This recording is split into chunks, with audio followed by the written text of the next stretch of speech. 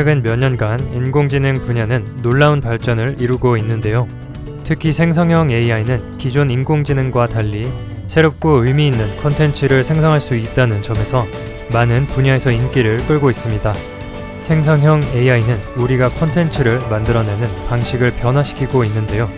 이번 수업에서는 생성형 AI가 전통적인 AI와 무엇이 다른지 알아보고 챗GPT를 제대로 사용하기 위해 GPT 모델의 작동 원리와 한계에 대해 살펴보겠습니다.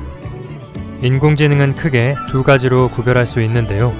전통적으로 판별, 인식, 예측 등의 작업을 하는 식별형 AI가 있고요. 새로운 데이터를 만들어내는 생성형 AI가 있습니다. 인간은 판별과 창조라는 중요한 능력을 지니고 있는데요. 식별형 AI는 인식과 판별 능력이 강조되는 인공지능이라고 생각하면 됩니다. 무언가를 보고 그것을 인식, 판별하는 능력을 가지고 있습니다. 예를 들어 얼굴 인식 기술이나 음성 인식 기술 등이 이에 해당합니다. 또는 지난 10년간 부동산 데이터를 기반으로 미래 부동산 가격을 예측해 주는 것도 식별형 AI의 예시입니다. 반면 생성형 AI는 데이터에서 패턴을 학습하고 이러한 학습된 패턴을 기반으로 새로운 결과물을 생성할 수 있습니다. 예를 들어 인공지능이 다양한 그림을 공부하게 하고 사용자가 특정 그림을 그려달라고 명령하면 공부할 때 보았던 그림을 참고하여 비슷한 작품을 생성해 줍니다. 즉, 사용자가 요청하는 것을 만들어내도록 훈련받은 인공지능을 생성형 AI라고 합니다. 예를 들어 생성형 인공지능 모델 DALL-E는 그림을 학습하여 이미지를 생성할 수 있으며 생성형 인공지능 모델 챗GPT는 다양한 텍스트를 학습하여 글을 생성할 수 있습니다. 생성형 AI는 무언가를 학습하고 그 내면된 지식을 기반으로 새로운 것을 창작해내는 인공지능입니다. 이러한 AI는 다양한 작업을 편리하게 만들어줄 수 있는데요. 생성형 AI는 이미 많은 분야에서 활용되고 있습니다. 이러한 확산에는 자연어 처리가 크게 기여했는데요. 자연어 처리란 컴퓨터가 인간의 언어를 이해, 생성, 조작할 수 있도록 해주는 인공지능의 한 분야입니다. 챗봇과 같은 컴퓨터 프로그램은 언어의 진정한 의미를 이해하지 못하더라도 사람과 소통할 수 있는데요. 이는 언어 모델을 통해 가능합니다. 언어 모델이란 확률과 패턴을 기반으로 언어라는 현상을 컴퓨터가 다룰 수 있도록 하는 모델링 방식입니다. 이러한 언어 모델을 만드는 방법은 통계적 기법과 인공신경망 모델에 기반한 방식으로 구분됩니다. 최근에는 인공신경망 모델을 이용한 방법이 더 뛰어난 성능을 보여주고 있습니다.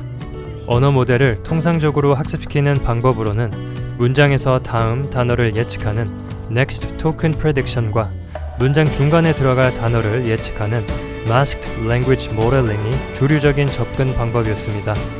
하지만 이러한 순차적인 처리 구조에는 두 가지 한계가 있었는데요. 첫째, 모델이 단어의 중요도를 파악하지 못한다는 점이었습니다.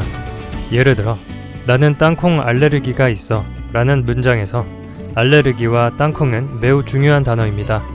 그러나 초기 모델은 모든 단어를 동등하게 취급하므로 이 문장에서 나는 또는 있어와 같은 단어와 알레르기 또는 땅콩을 동일하게 취급하여 중요한 정보를 놓칠 수 있습니다.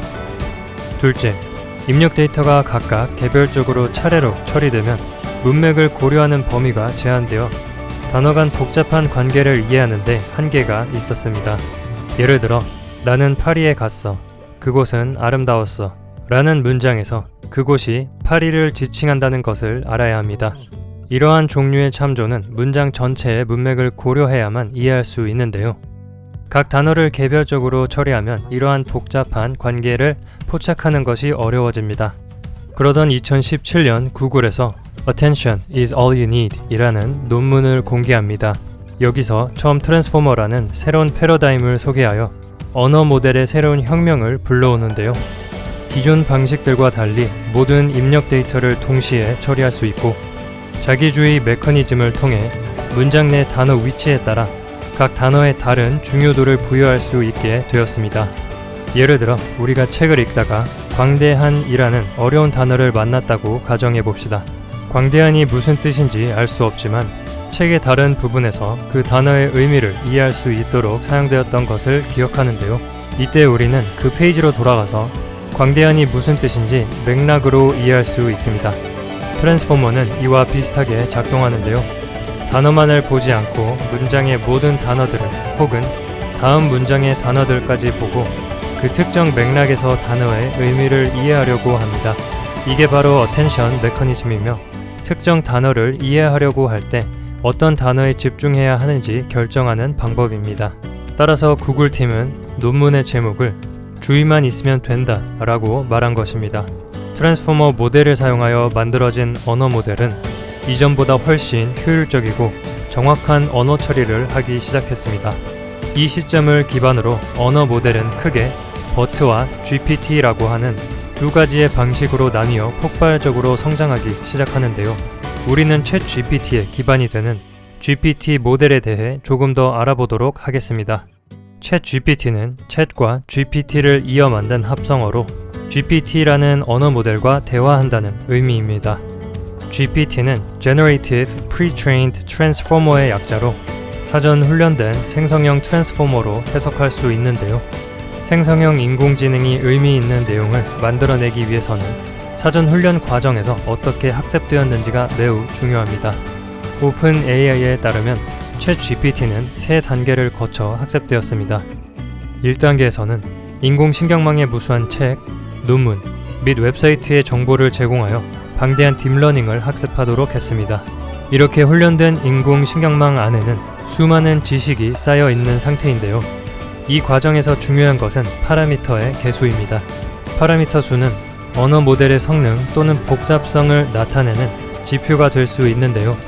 파라미터 수가 전부라고 할 수는 없지만 일반적으로 파라미터 수가 크면 클수록 더 우수하고 정교한 자연어 처리와 생성 능력을 기대할 수 있습니다. 챗 GPT는 15억 개의 파라미터를 가지고 있으며 언어 모델 중에서도 대형 언어 모델로 분류됩니다. 2단계에서는 학습된 인공신경망이 생성하는 답변을 사람이 직접 평가하며 이를 통해 어떤 답변이 더 우수한지를 추가로 학습시켰습니다. 1단계에서 축적된 지식을 바탕으로 답변을 생성할 수 있는 능력이 형성되었지만 그 답변이 좋은지 혹은 나쁜지를 판단하는 기준은 아직 설정되지 않은 상태였던 건데요. 이 단계를 통해 사람의 피드백을 기반으로 어떤 답변이 더 우수한지 판단하는 기준이 형성됩니다.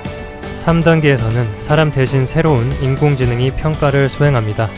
훈련관 역할을 할 인공지능은 2단계에서 쌓인 답변과 평가 데이터를 기반으로 답변의 품질을 예측할 수 있게 되는데요.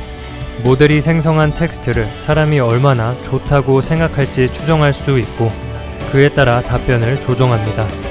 이를 통해 모델이 더 우수한 답변을 생성하게 되면 그 지식이 모델로 흡수되어 발전하게 됩니다. 그리고 이 과정을 무수히 반복하여 챗 GPT라는 언어 모델이 만들어졌습니다.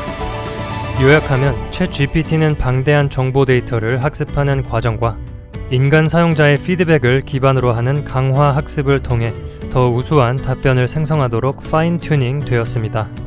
이런 훈련 과정을 거치는 데는 상당히 많은 시간과 자원이 소요됩니다. 그러나 모든 기술처럼 챗 GPT 역시 완벽하지 않습니다. 몇 가지 주요한 한계점들이 존재하는데 이를 이해하는 것이 챗 GPT를 제대로 활용하는 데 있어 중요합니다. 첫째, 챗 GPT는 이해하는 것이 아닌 패턴을 학습합니다.